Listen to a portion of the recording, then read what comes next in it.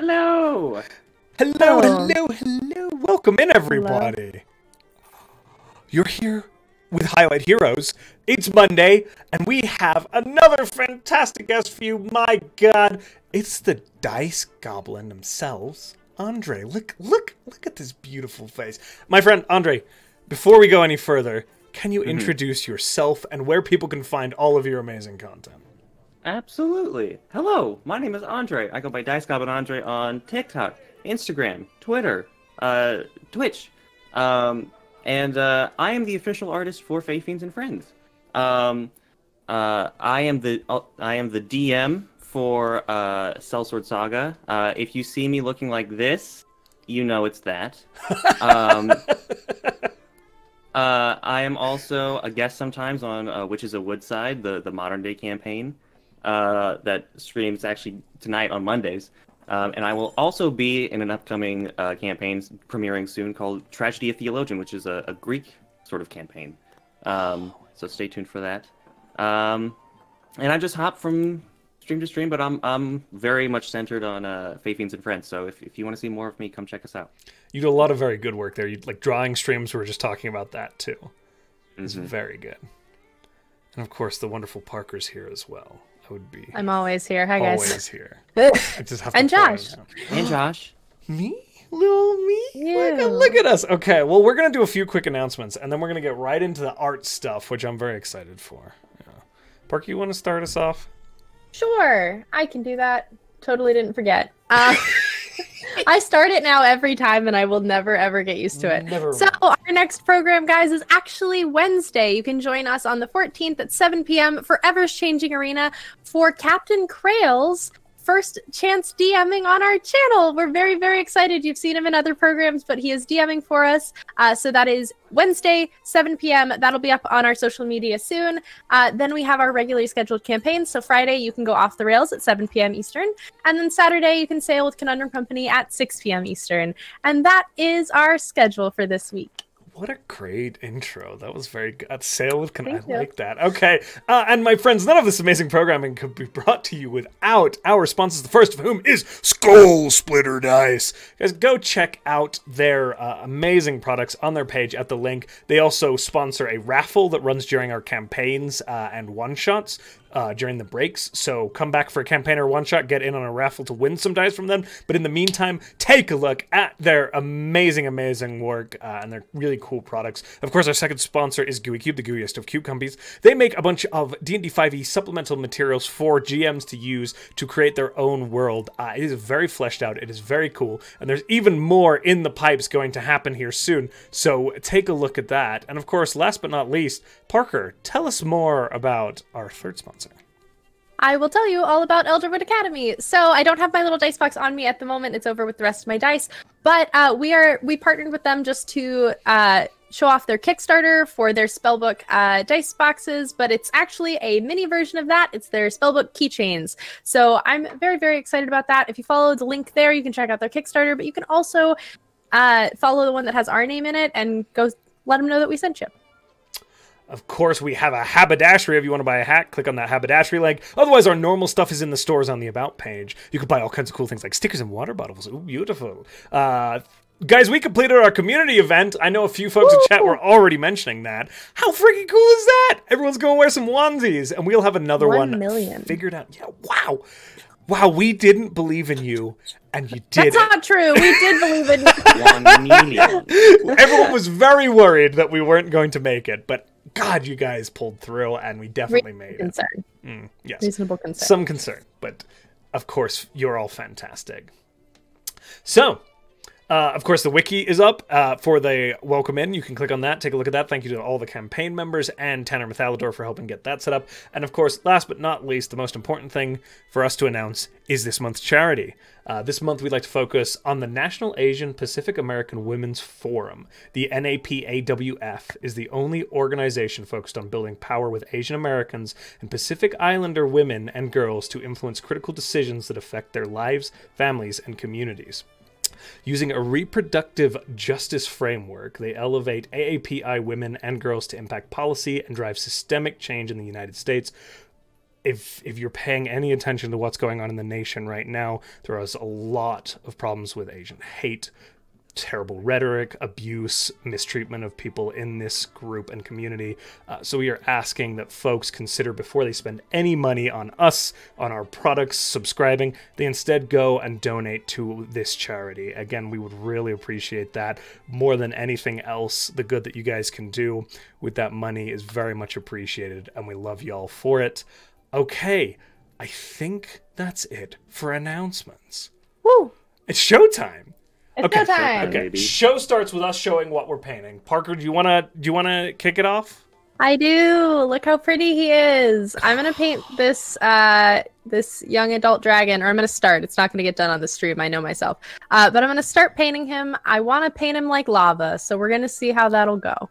Oh, I love that. I love that so much.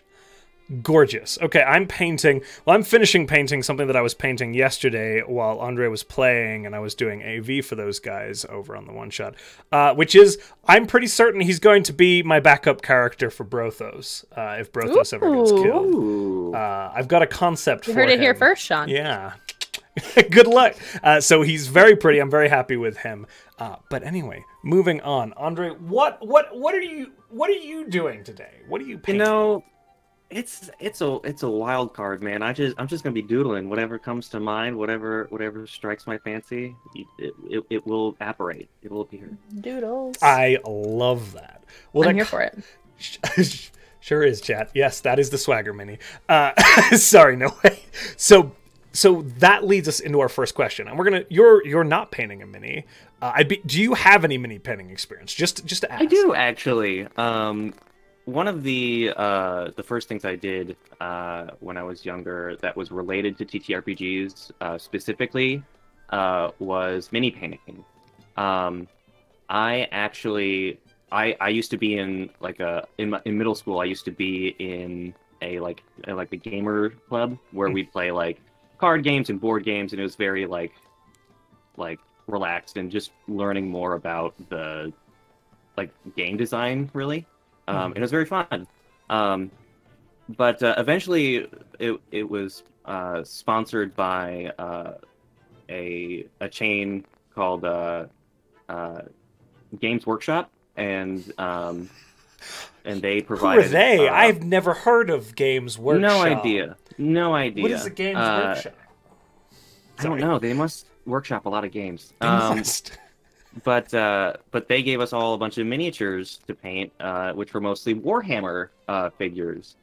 So we got to learn how to paint. They provided the paints for us. I remember one time they brought in a bunch of these lizard folk miniatures. Nice. And they were very Mesoamerican style. And they were super cool. And I remember I liked the one I made so much that I convinced my dad to have us drive out to the store and buy a whole set. And then I promptly never painted them again. Oh my god. Yep. But yeah, so it's still a super fond experience of mine of oh wow, mini painting is one of the first things that got me into this sort of hobby. So I love that so much. Now, to jump off of that, because you're showing us, I love that you're painting lizard folk right now. Also, very big fan of that aesthetic in Warhammer. But just to kind of bridge off that question before we go any further, we asked about your mini painting experience, but what about, clearly you are an established artist, so what about art? What's your art experience like? I've been drawing is literally my first memory is me sitting in front of the TV drawing Elmo on Sesame Street. So it's always been a part of me. I wish I could say when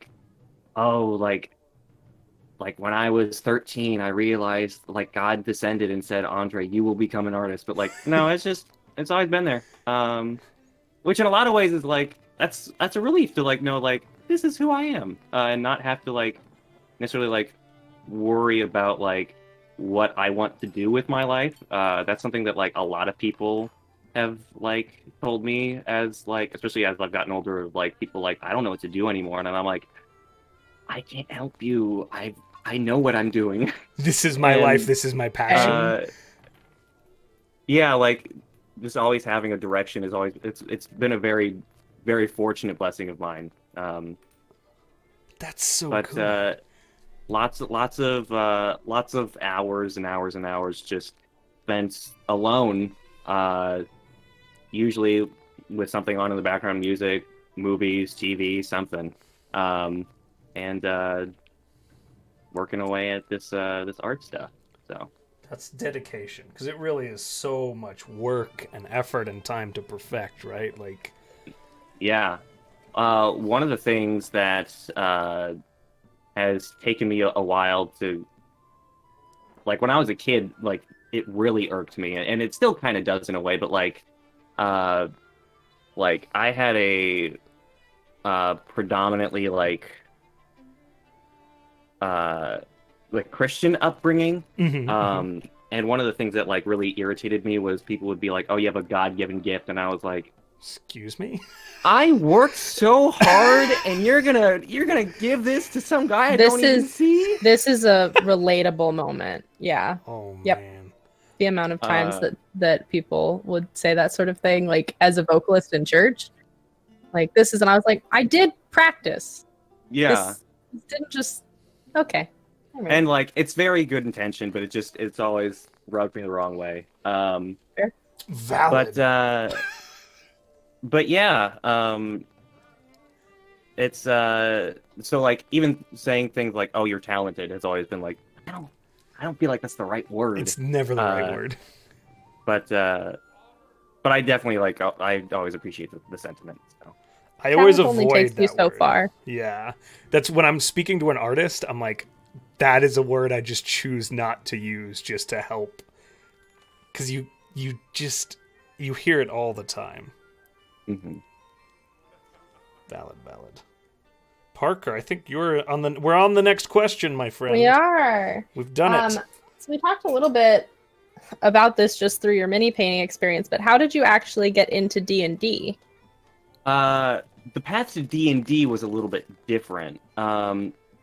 When I was in high school, I started getting really into like different myths and religions all around the world.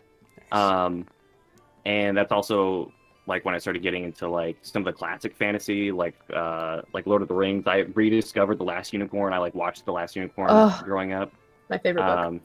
A great book. So I started getting this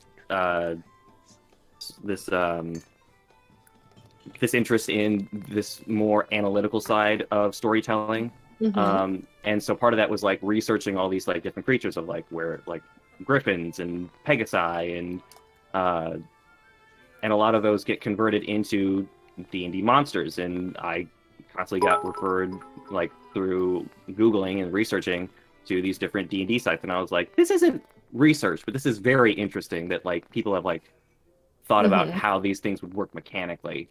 And also like D&D oftentimes like reworks a lot of stuff, because like in Greek mythology, like the Minotaur it's the Minotaur. It's the one. That's it. Yeah. And then in D&D, it's like a whole race of people. So then they have to think of like, why is there a race of people? And then a lot of times that gets into like creating a specific pantheon or like specific like lore and like world building. Some really cool Minotaurs over on Lore Dump. Hey! Oh, yeah. Yes, there are. Yeah, so that was more so my introduction to D&D specifically, was like, there are like other avenues of fantasy that aren't just like already established, and also that you can take those elements and create it into something yourself. And that's how I started getting into like world building of my own. So that was very cool. I love that. And you're so like, again, the Minotaur, or even like the Hydra. Like there's literally different anatomies of Hydras in D&D to account for all of that stuff. It's so good. Like that's so valid. I don't know if you grew up with these. Did you ever have any of those like dragonology books or like Yes.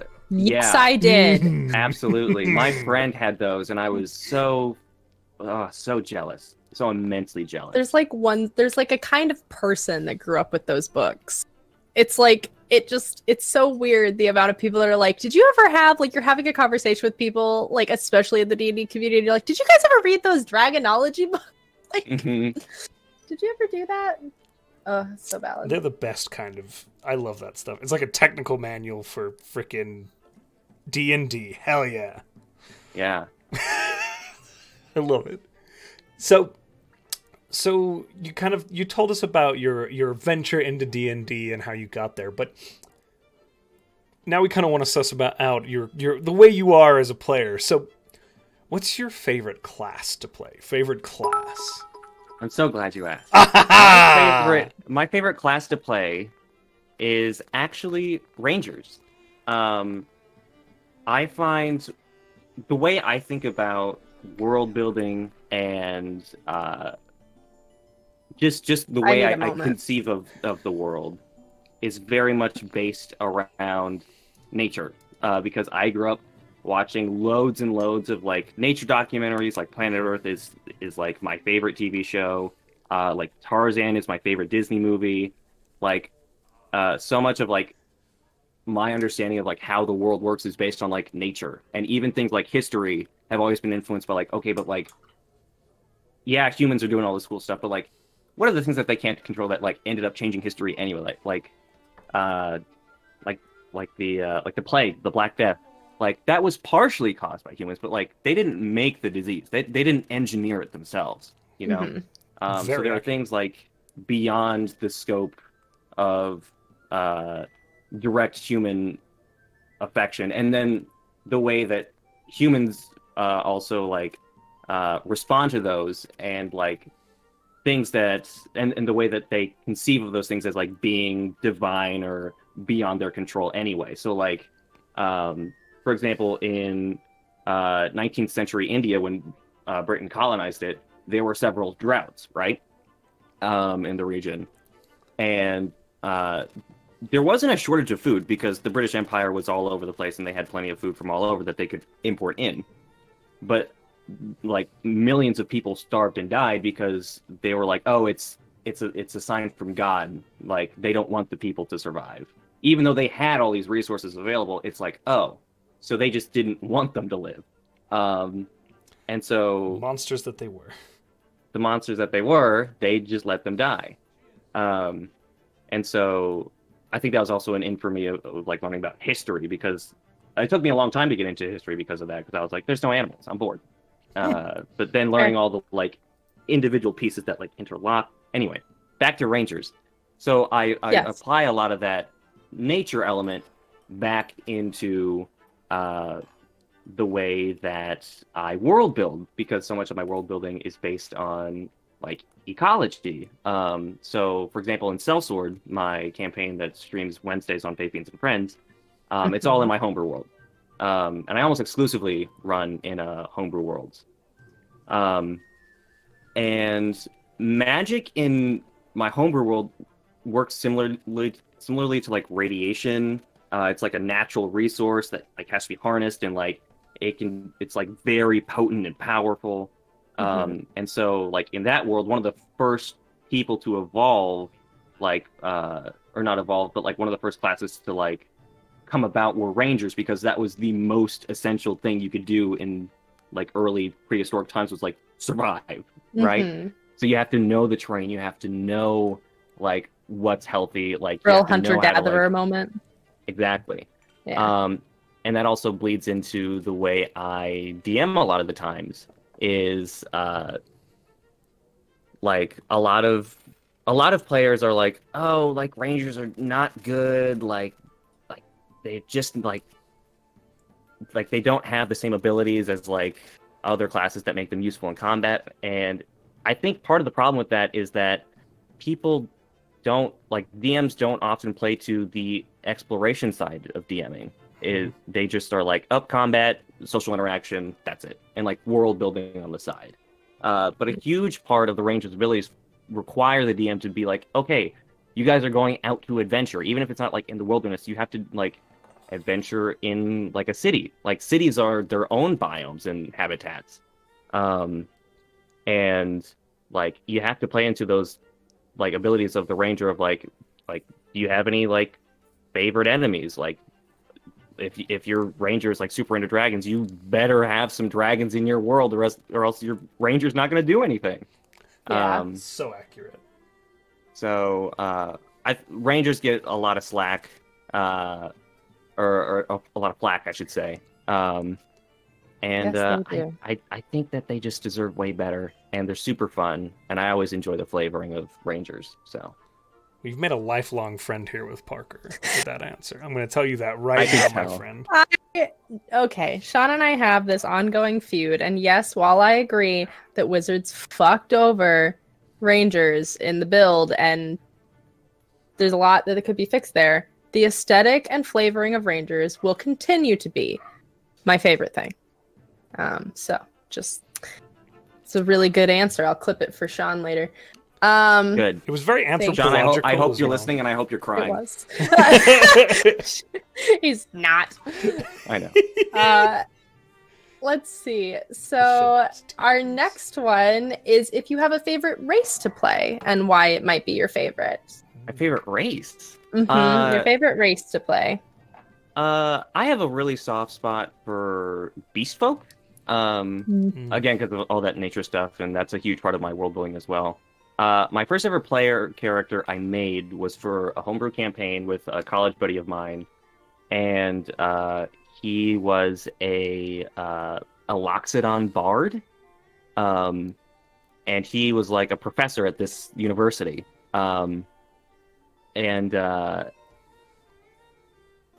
I feel like Loxodons have a special place in my heart specifically. Like that was also like a big year for me related to elephants for some reason. So just lots of strong memories regarding that. But The year of the elephant.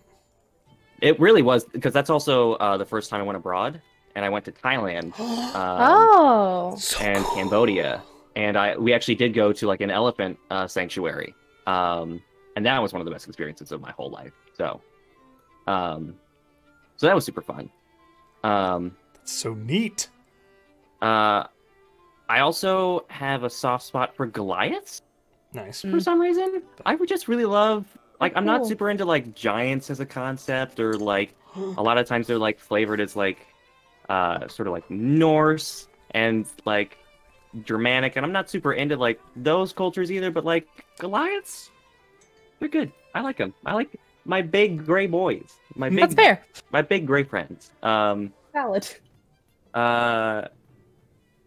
In my homebrew world, there's a lot of things that deal with like race and ancestry that have to be kind of reworked because of the way that the world building is. So like they're like the more like human races of like humans, elves, dwarves, gnomes, goblins, even. Yeah. Mm-hmm. I also include Goliaths in that. Like they don't really have that same sort of like earthen ancestry that they do in like standard D&D lore. And they're more flavored like Neanderthals. Interesting. So, yeah. Interesting. So not literally stony, but Stone Age, you know? Got it.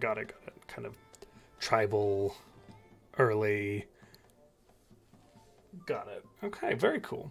So you've answered your favorite race. Do you have any opinions on dwarves? I'm obligated to ask. I'm not gonna make you say the thing anymore. The bit is over. I just Yeah. need to know. Dwarves, I've had a hard time sort of doing anything with, because I think in my mind, like I grew up with like dwarves and gnomes and halflings and hobbits, all kind of like in this weird mesh of just like general small people. Sure. Yeah. But over time, I've like learned more of the differences. In my homebrew world, all of the more humanoid races actually look a little different. They're more based on different primate species. Interesting. So like orcs look more like gorillas, and elves look more like langurs, which are like a specific kind of like skinny sort of monkey with like high cheekbones. and in my world, dwarves are more like orangutans, and they're more native to like jungles and like rainforests, where they still have that same sort of like traditional mining culture that you see in a lot of like dwarven cultures in fantasy. Yeah, so they're more orangutan-y. I love that. Orangutans are also great primates. You are very much, I don't know if you know this, you are very much an anthropologist at heart. I know. Okay. I know. It's deep in my core. It's very, very apparent in everything that you say. Like, you're talking about, like, primates and, like, tool utilization and biome, and I'm like, this is literally exactly how I world build. I recognize when that. I went to I went and tried out like a new therapist, and I was talking to him about all this stuff about like my interest in conservation and D&D and online video and stuff like that, and he was like, respectfully, you're such a dork. And I was like, thank you so much. That means so much. That's the best. Like, thank you for recognizing this choice I have made in my life. Thank you for complimenting me, therapist. I appreciate it. And while I'm searching for a brush, I think, Parker, you're up, my friend, unless I've goofed. You goofed. I asked the race question. You just always expand on the race question because you have a bias. Oh, you're right. So I still need to ask my question. I do have a bias. Hey, what's the class you want to play next, my friend? Great question. Thank you. So the class I'm going to play next definitively is Barbarian, for Tragedy of Theologian.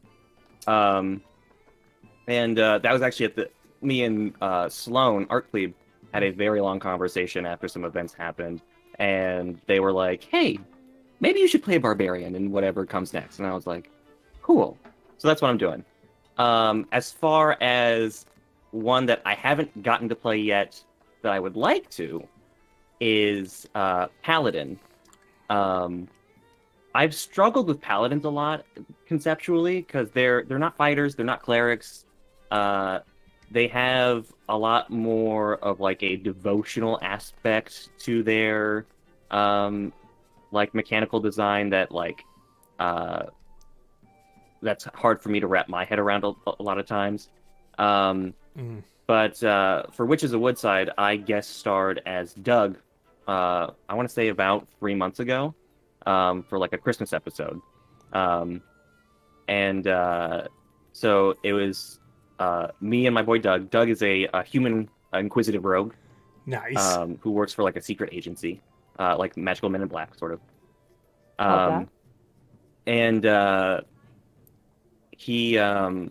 He's dating a fallen Azamar paladin, Oath of Vengeance, I believe, named Hicks, who works for another sort of organization that's based around like different dimensions.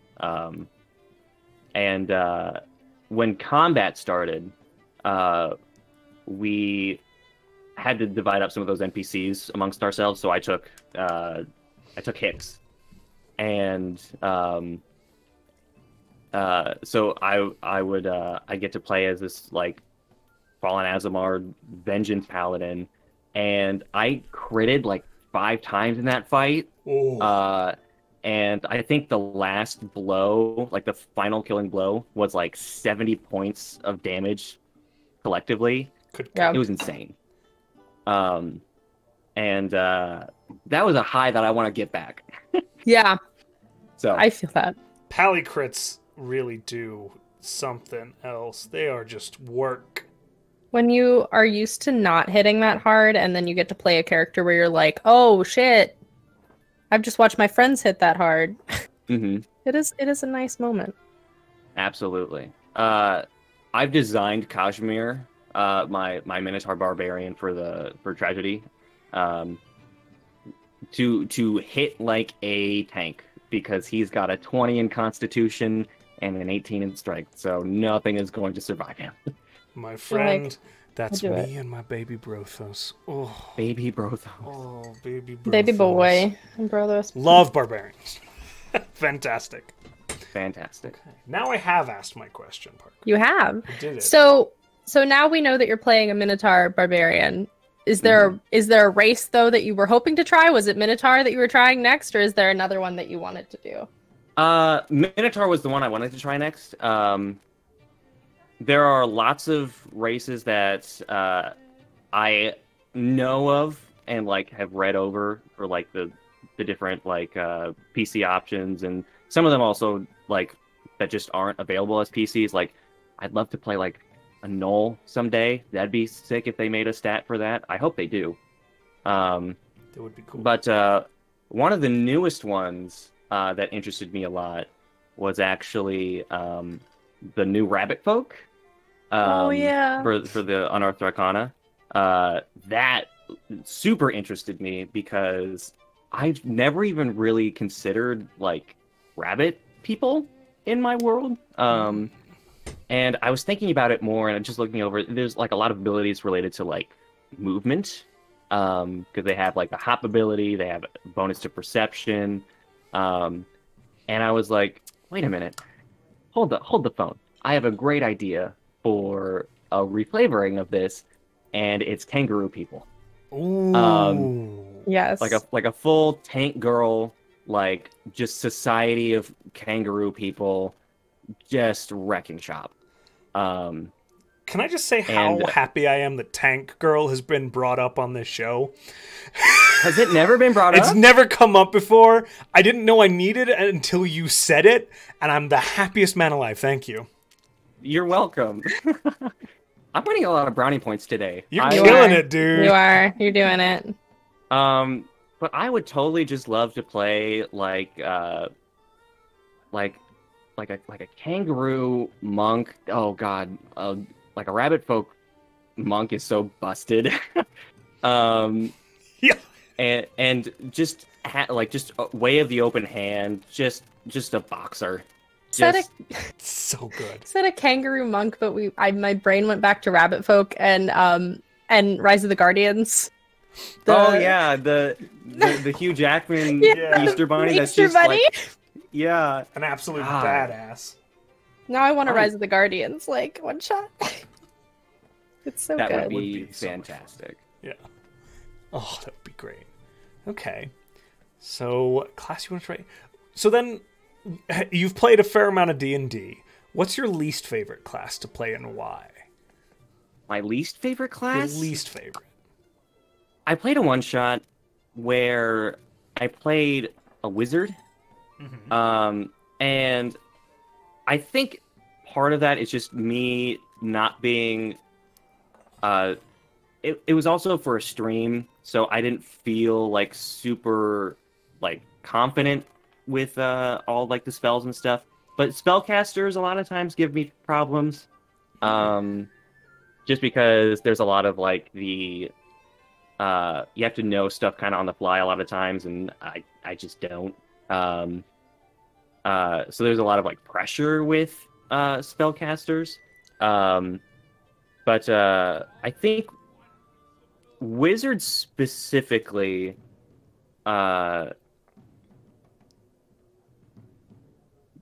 they're a lot of how I understand the classes is through the subclasses. Mm-hmm. And so like for monks, like they have like all these different ways that they're trained and like the different like skill sets that they have, or like rogues, they're like specialized in like specific skills that like help with like subterfuge. And so like those help me a lot as far as like figuring out the sort of flavoring of both the subclass and the class in general. Mm-hmm. But for wizards, their subclasses are just the schools of magic, which makes it hard for me to think of like, okay, well, that means I have to like do a whole lot of research on like the spells that I want to have for this character, even though I don't know where this character is going, like story-wise. Mm. So there's a lot of like hesitancy with wizards for me of like, I don't want to make too many like strong moves of like, I want this class before I even know necessarily like where this character is headed. Gotcha, you know? Gotcha. fair. It's like that decision is made for you beforehand, sort of thing. Mm-hmm. You don't like that. Gotcha. That's valid. That's valid. All right. I think you're a boss. Yeah. So, then the follow-up question to that, is there a race that you don't like playing that you've tried out? Your least favorite race to play, or one that you're just not interested in playing?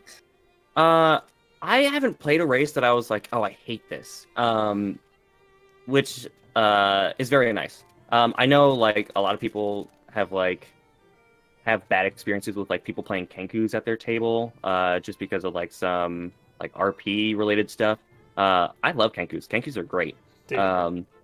So like that's not a problem I have. There are some classes that I'm not interested in, but that I can't fit into my world super neatly. For me, that's a lot of the races that come from like supplements from especially like the magic settings. Mm-hmm. So like Vidalcan, I have no idea what to do with them. They just befuddle me. They're amphibious, they're tinkerers, they're blue. Like, I don't know what to do with that as far as like how to adapt that into my own homebrew world, you know? Valid. Okay, so kind of like, because Loxodron is Dominaria, but like there are some weird, like Eberron. Do you struggle with the Eberron stuff? Eberron stuff is less difficult, because a lot of that is based around technology. And like I have a place for technology because like there's like artificers in my world. That's not super hard for me to wrap my head around. Like, so you're golden. If there's magic items, there have to be people who have to make the magic items. Like that clicks in my head. And like Warforged, even in like Sellsword, which isn't like it hasn't quite reached the industrial era. It's like getting there at the moment in the campaign. But like close. Even so, like I would allow a person to play a Warforged as like, instead of playing it as just like a robot man, it'd be like a miniature semi-sentient golem, or like I could see something like a terracotta warrior sort of character. Yeah. You know. That's cool as hell. So it's just it's how I can reflavor it that's going to allow me to like understand it more fully. And with Vidalcan, I just don't know where to go. So I don't even ever think of Vidalcan, so you're very valid in that. Like, it's one of those things where I'm like, oh, right, that's in the game. Mm-hmm. Yeah. Super valid. Okay. So then, you were a content creator. You're here on Twitch, you're on TikTok, you're doing all of this. Where did that come from? How'd you get your start in content creation? What's your origin story?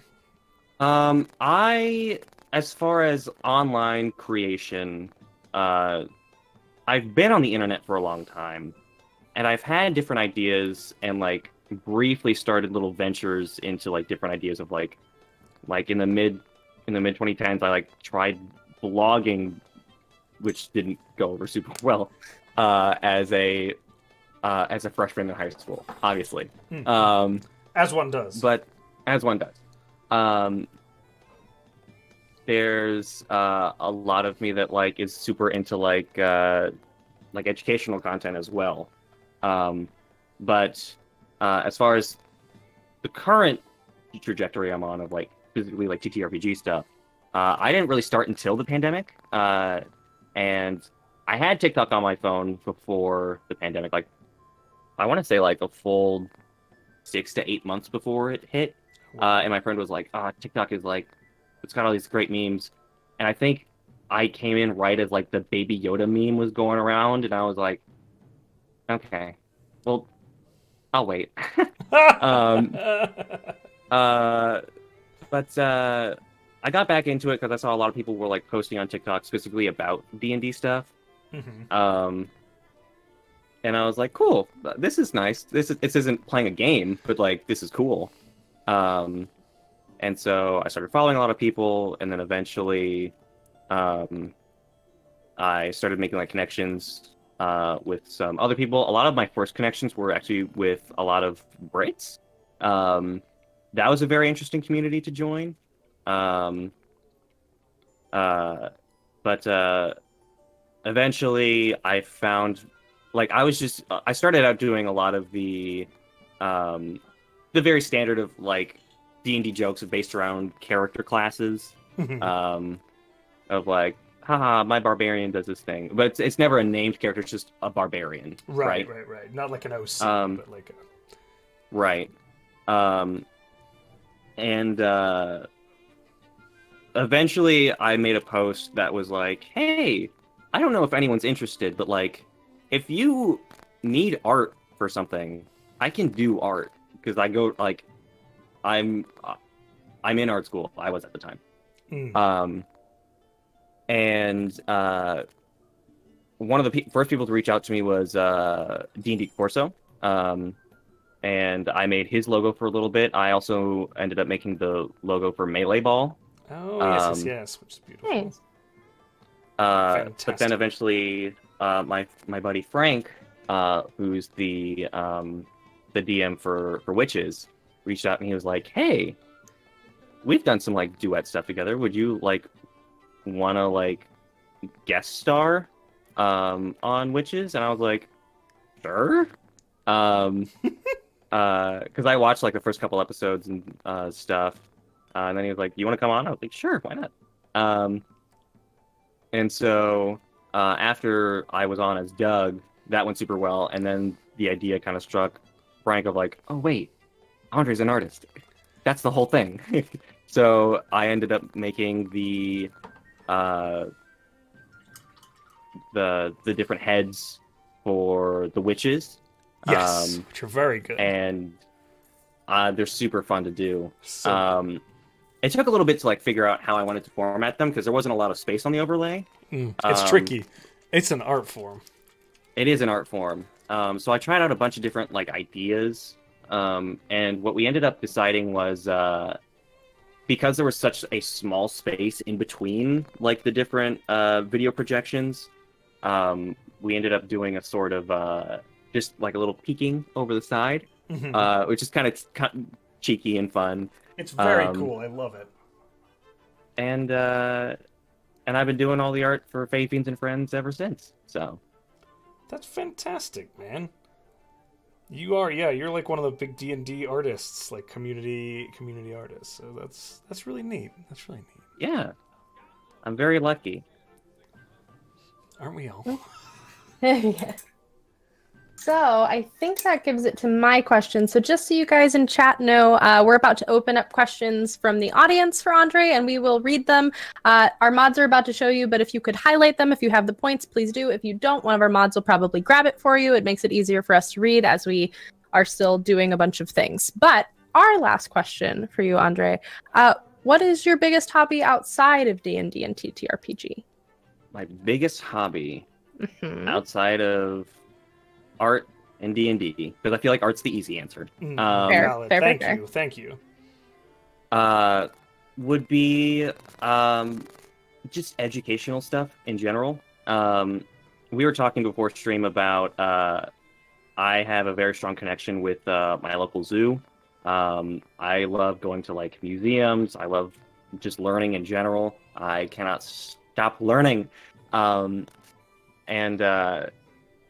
even just like teaching my friends stuff is like very rewarding for me. So a lot of so what ends up happening is that like even on my off days I'm like, I still got to learn some stuff.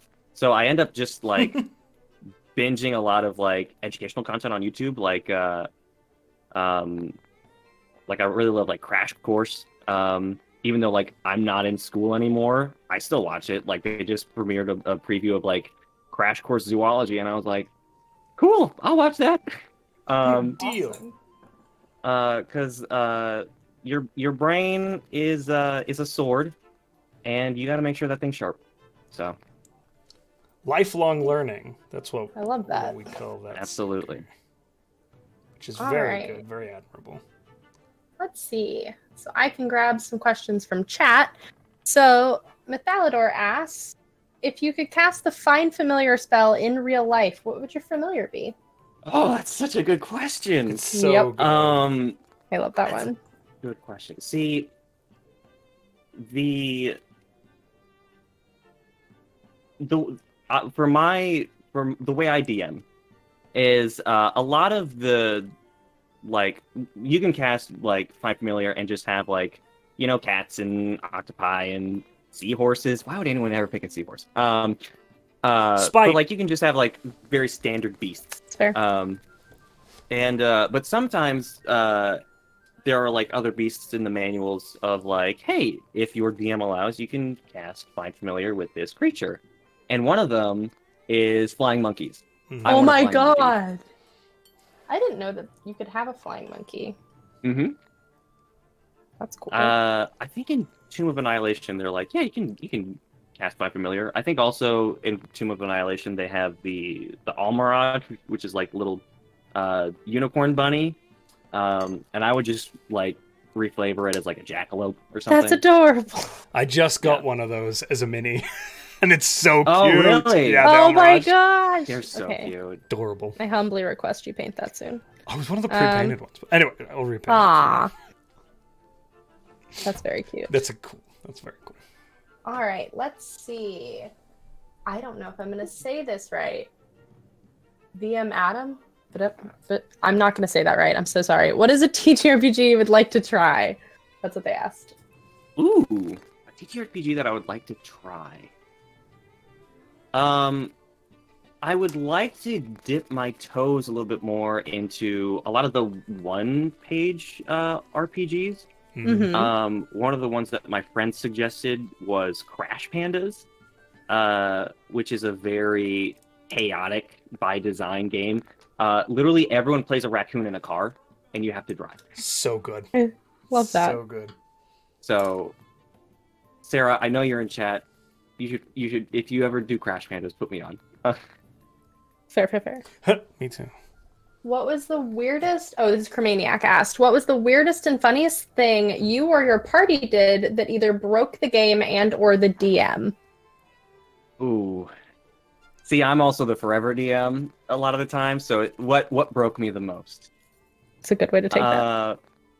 In my first homebrew campaign, it was just me and a bunch of my friends from like art school, and it was also based in the same homebrew world, and it was largely themed around like standard D&D is largely European mythology of like based on like Beowulf and Greek mythology and Norse mythology. Cool. So my this homebrew campaign was more so based around Asian mythology. So it was based on like the Mahabharata and Journey to the West and Japanese mythology and all that stuff. Cool. And so one of the players' characters was a monk, which I was like, cool, makes sense. Monasteries exist. And then it was an Aarakocra monk, which I don't know if you know. That's one of the most busted things in the game. Oh yeah. And so that caused a little bit of a headache for me to be like, shit, he flies and he's got extra speed. Okay. So that was just like one of those things of like that definitely happened. And not like his character was great. He ended up leaving the campaign early, but yeah, that was definitely just one of those things of like, oh shit, you're a monk. And that's one of the things I've learned as a DM is like, people focus a lot on like the monsters and like damage per round, and it's like movement is so important. Like, It's true. Sure is. like if you put everything like super close, it's gonna end super fast. So you gotta introduce things like obstacles. You gotta do like difficult terrains. You like have to consider like not just like the flat surface of like a 2D grid, but you have to think 3-dimensionally if people can fly or like have like Misty Step or stuff like that. But yeah. Let's see. Does my heart good to see other DMs talking about those sorts of things. Makes me happy. Sarah's Coffee asked, what piece of homebrew in your world are you most proud of or excited about? I like that That's question. a great question. Cool. Pick the favorite of your babies. Sarah said so. Oh yeah. Yeah. We're gonna go into a little bit of a lore dump. So I love that. Okay. Usually Mondays at 10. Usually Mondays at 10. Take it away. I think we just got the Sean treatment. I think that's what Sean feels like. So in my homebrew world, before there were even civilizations, there existed the Congress of Animals. The Congress of Animals is essentially a group of different semi-sentient animals called keystones that sort of guard over these specific habitats around the world. They are elected from a number of beast folk from those different habitats. So there's like other semi-sentient creatures that are just like Lord Zebra or Lord Jaguar or Lord Porcupine or stuff like that. And they take care of like individual community problems. So the Congress of Animals deals with making sure that the natural world stays in order. Okay. A lot of that is making sure like it's comes down to a lot of things like do people have enough resources to survive the winter? How many animals have to die this year to like ensure the balance of the ecosystem so that there's not overpopulation? Is there a species that's like maybe on the brink of extinction? If so, more resources have to be diverted towards them. Is there a drought in an area that's lasted several years? If so, we need to like reroute like more resources for them.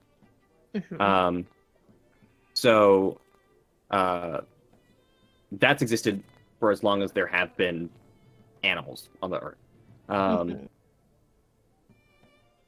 Humanoids used to be a part of this council.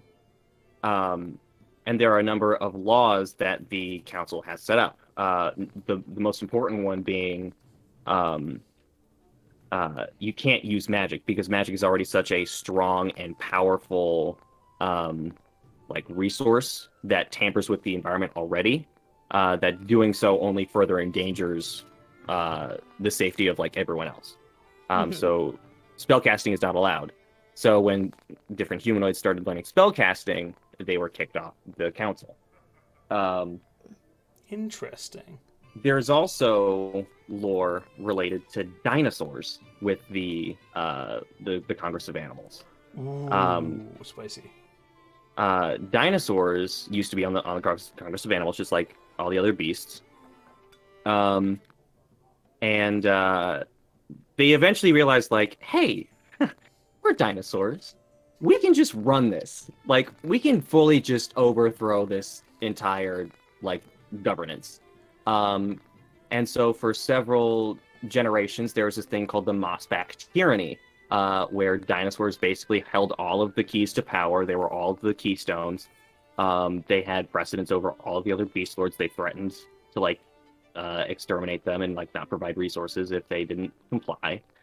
And eventually they were overthrown because of all the abuses of power. All the other beasts sort of rallied together, and they were kicked off the council. However, since they were no longer on the council, they no longer had to abide by many of the laws set in place by the Congress of Animals, one of which being spellcasting.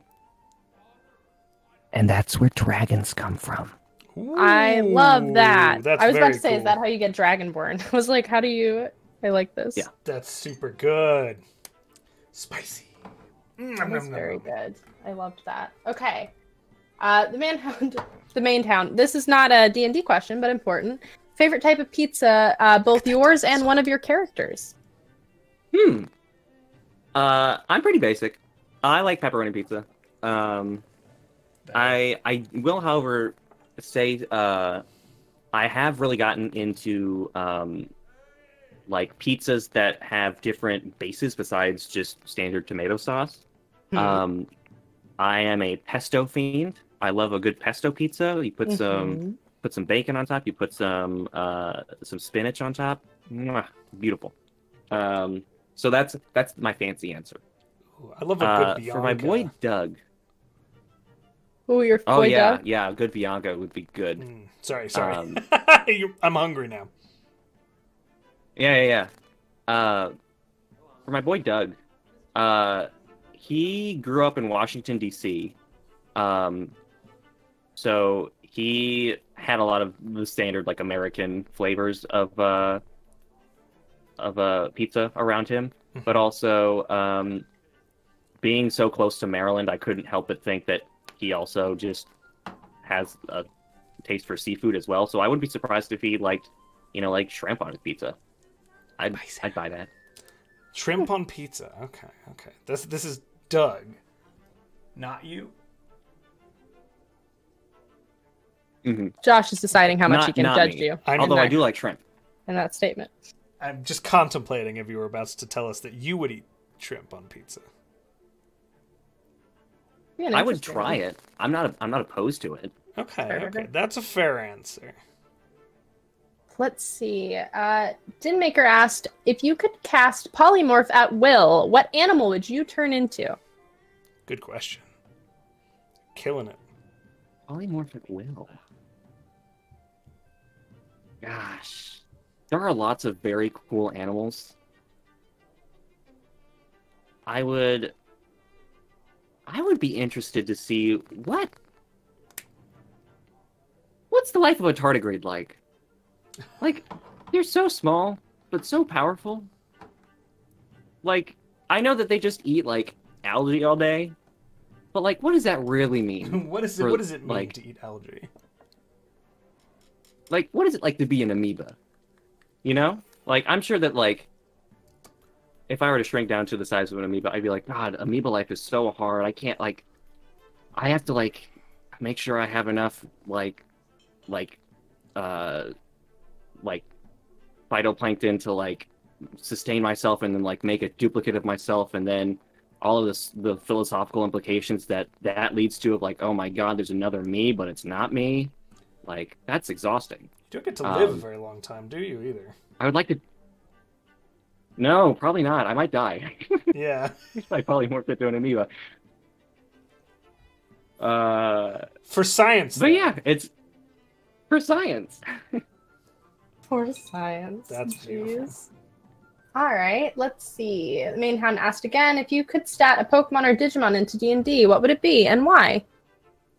Oh, man.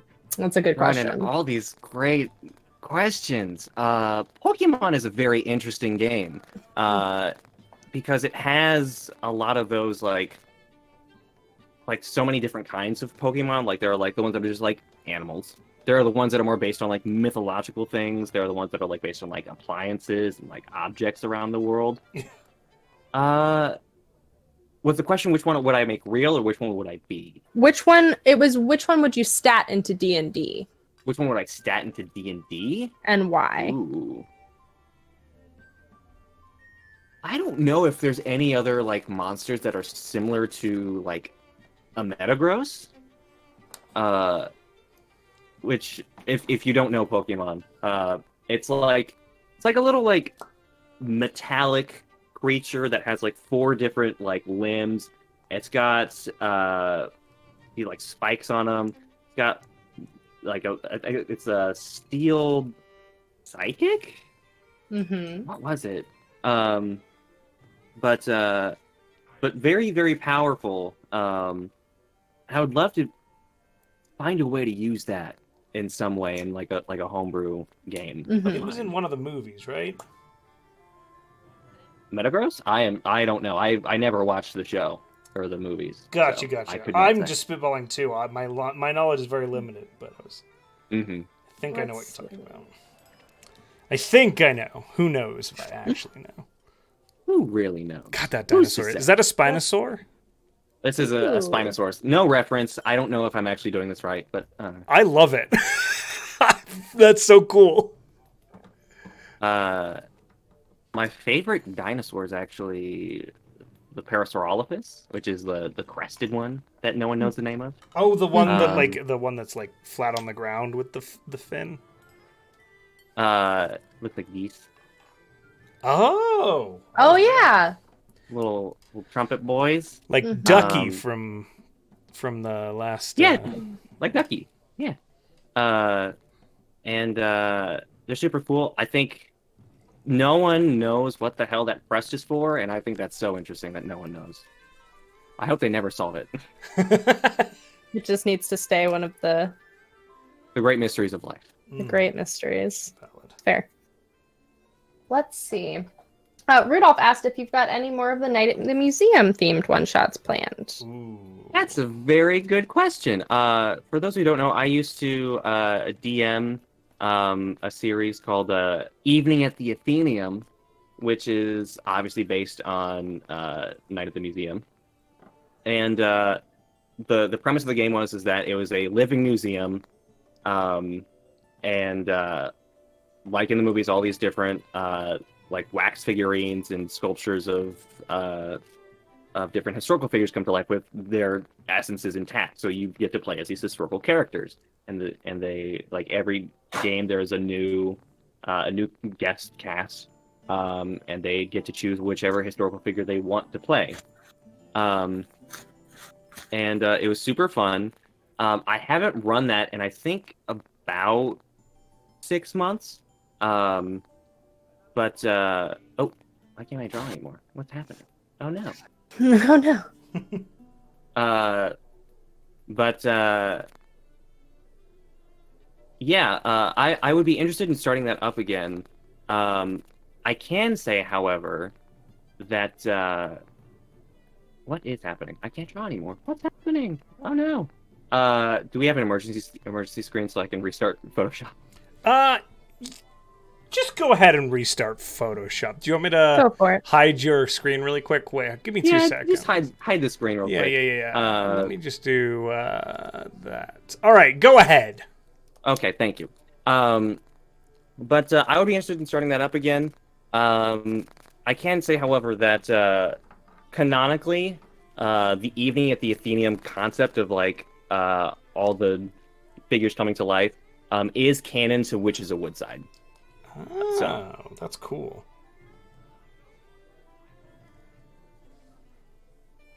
I tried spelling highlight heroes and ended up spelling highlight herpes. Just wanted everyone to know. That's wonderful. I love that. That was the running title for a little bit before we changed. Yeah, it's definitely what we considered. Yeah. And this next question might be a good idea for you and Josh, but Dinmaker asked, where would you recommend a new DM go for feedback on their homebrew shenanigans? Where do you guys find you get the best feedback for homebrew stuff? A lot of the times, I get the feedback directly from my players who are just in the game. I find that they know better than anyone how that impacts like their understanding of the story, how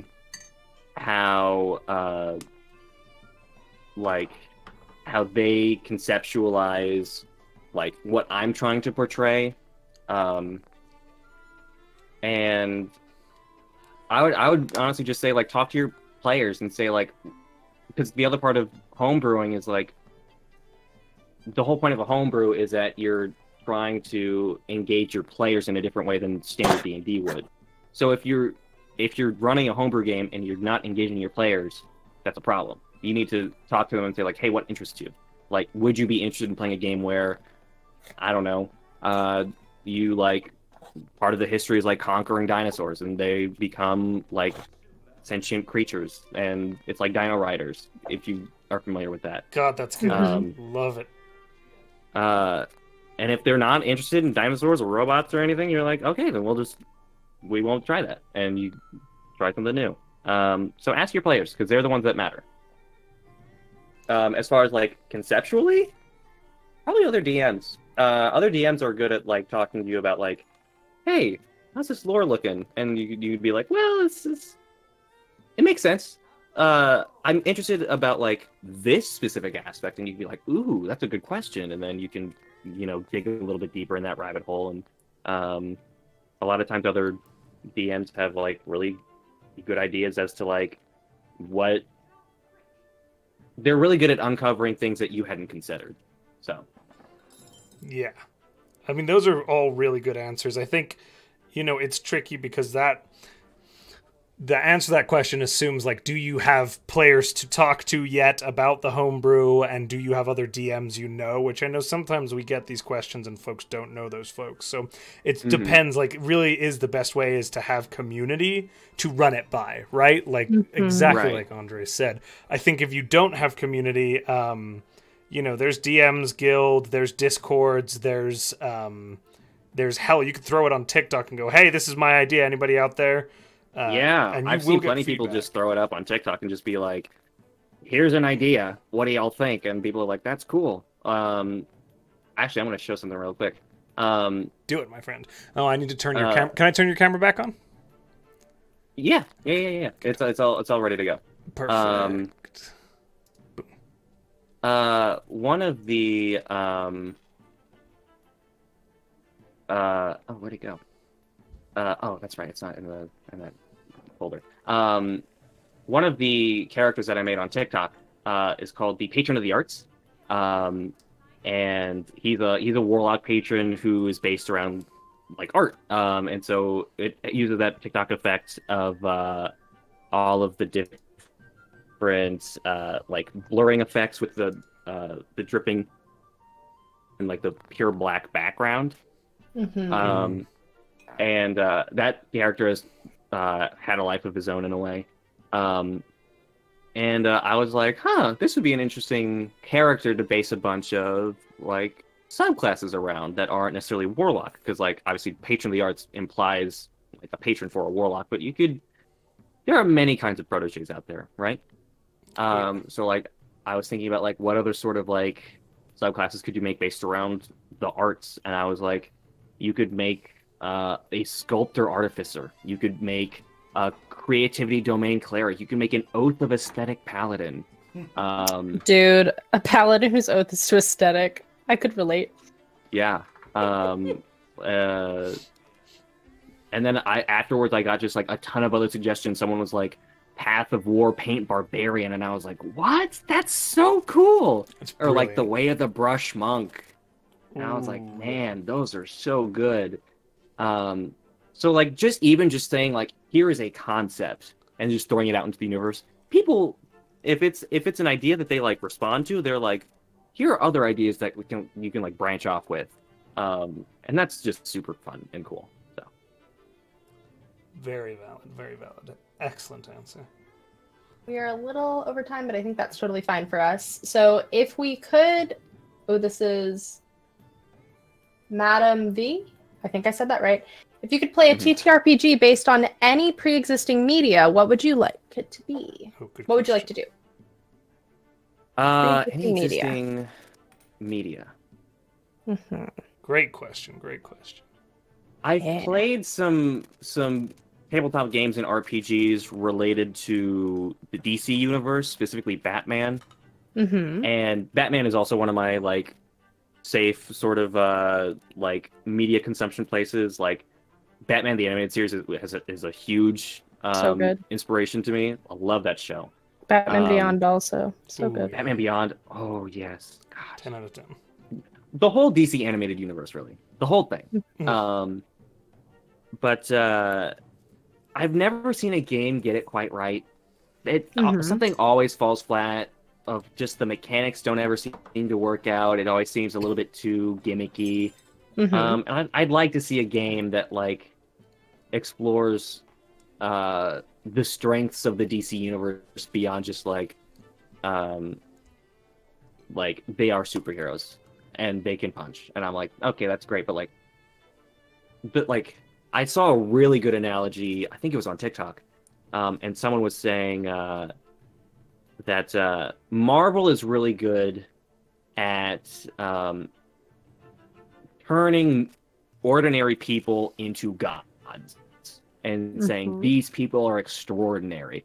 Peter Parker is just a dude from Brooklyn, and he became Spider-Man, right? Mm-hmm. But DC's strength is the opposite of these are gods that are just ordinary people. Superman is actually just a kid from Kansas who struggles with all this immense power.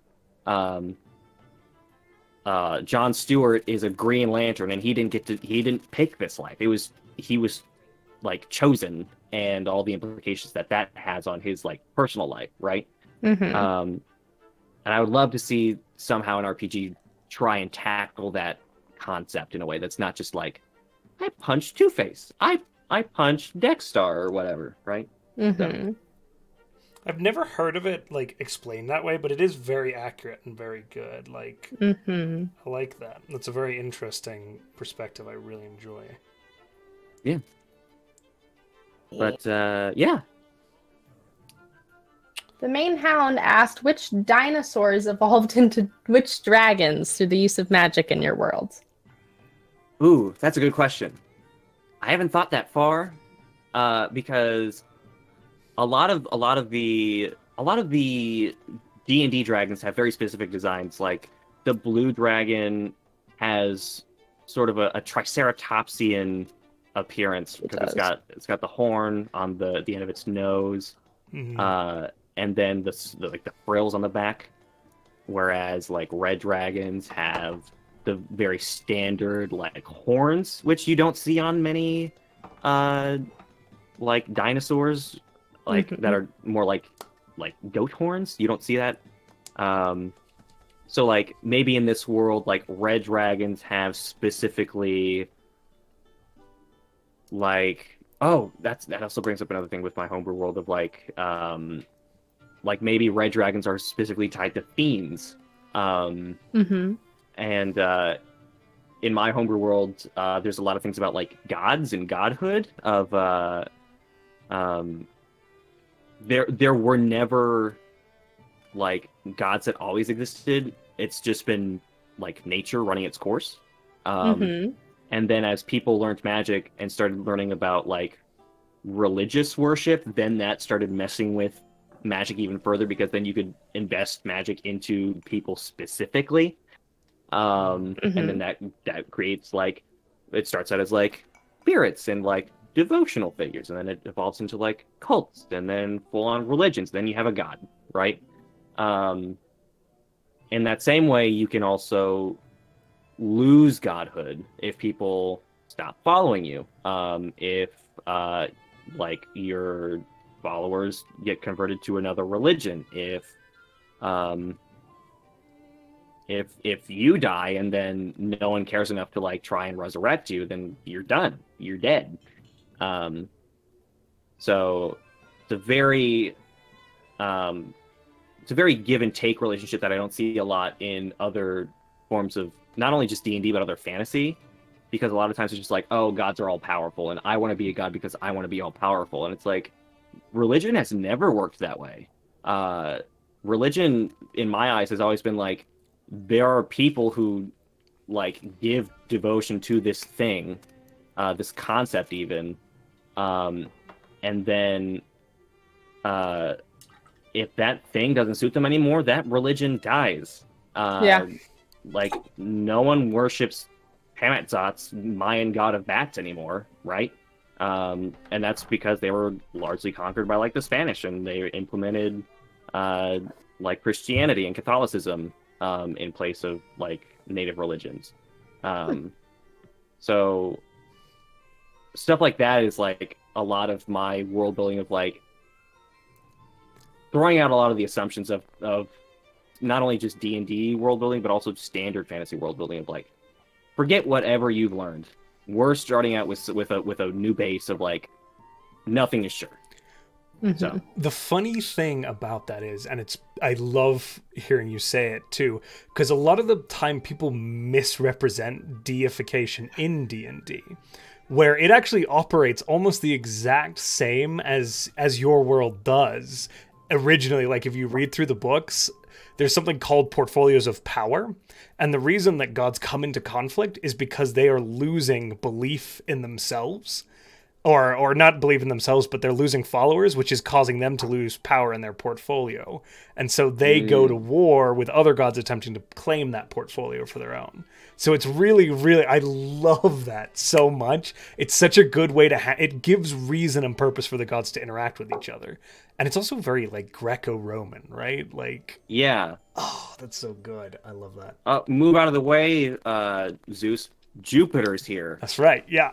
I'm stepping in, bud. Yeah. That's awesome. Oh. All right. Well, should we do one more question, Parker? We're a ways over now. Yeah, I think we have one more question. Perfect. So that works. So Cremaniac asked, favorite moment when the player surprised you with a plan to take out an enemy? Oh, that's a very specific question. Brag on your players. Or rag, depending. Or a bit of both. We go to war, Josh. Me when they try to take out an enemy. I'll talk about the time I almost TPK'd a party. Okay. Those are scary. There was a time when the party from the first homebrew world, or the first homebrew campaign, was going through like Orcish territory, and they like had to pay a tax to come through the land, and they were like, "Why? It's just open land." And they were like, "It's for Ogadai, the blue dragon that like we serve under." And they're like, "We don't care. I don't see him." And then promptly were reported. And then Ogadai came down in front of them as like a young blue dragon, and was like, "Hey, you're gonna respect me." Like all the players like started to like immediately be like, "Okay, I'm so sorry. We did not know like your power and might." And one of the players actually ended up being like, "I'm actually gonna try and like sneak out," and I was like, "Okay, makes sense."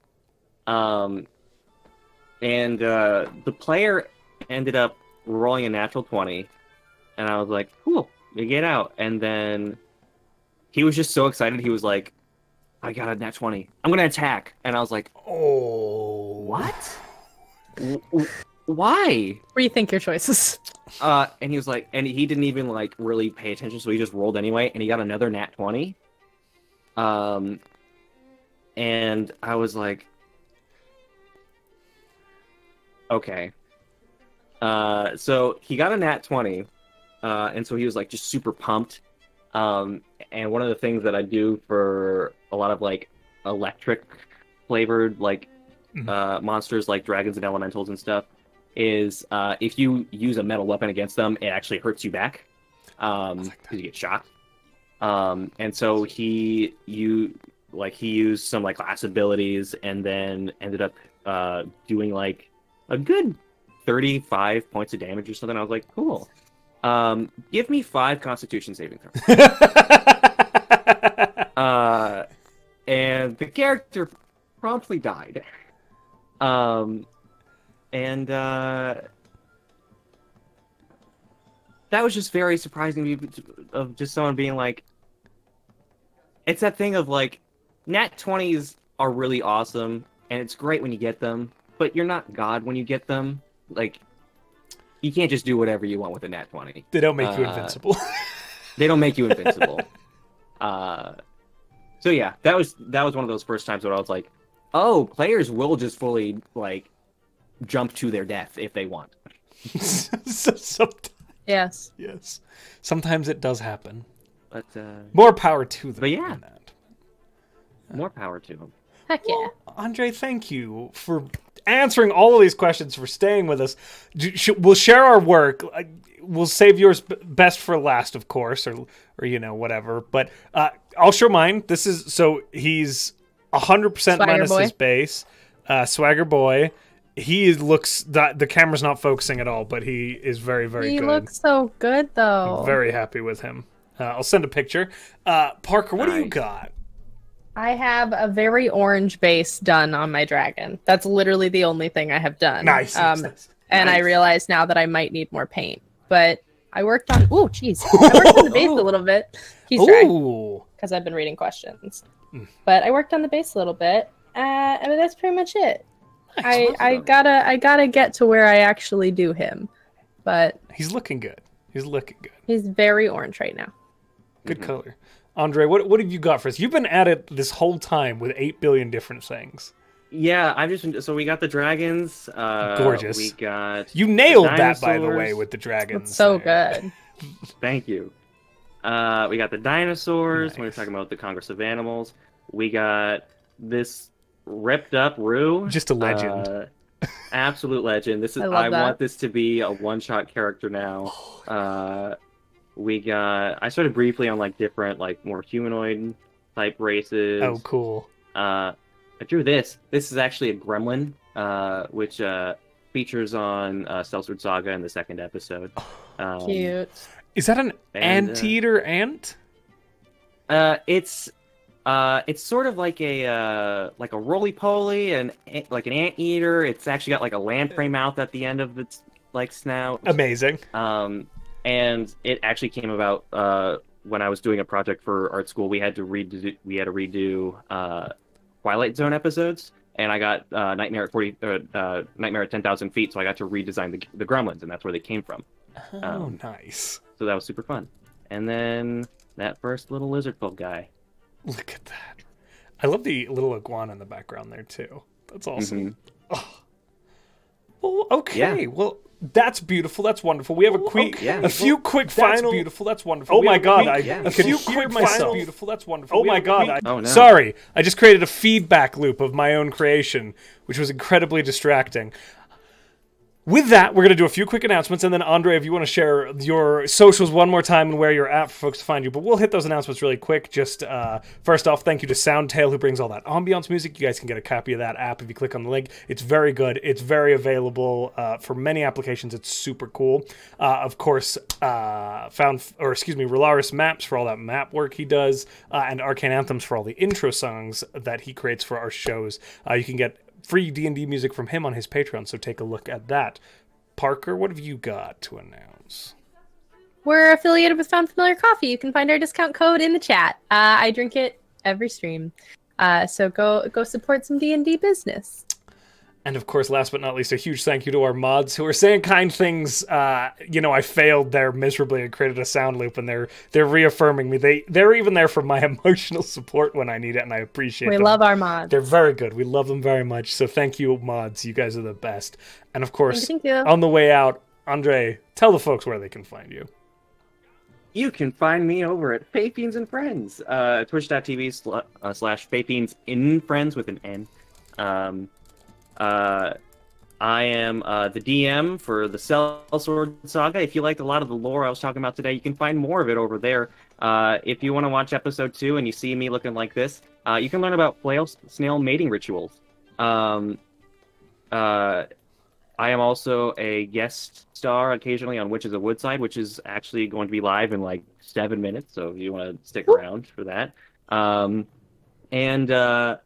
I will also be a player character in the upcoming Tragedy of Theologian, which will be coming out on Sundays on Fayfiends and Friends. So that is fantastic. Yay! We were hoping to raid Fayfiends and Friends, but unfortunately they're still not up and running. So we'll send you guys over to another channel, but keep in mind the Fayfiends and Friends is playing. You could go take a look. They start very, very soon, so check that out. And with that, goodbye, everybody. Bye, guys! Goodbye!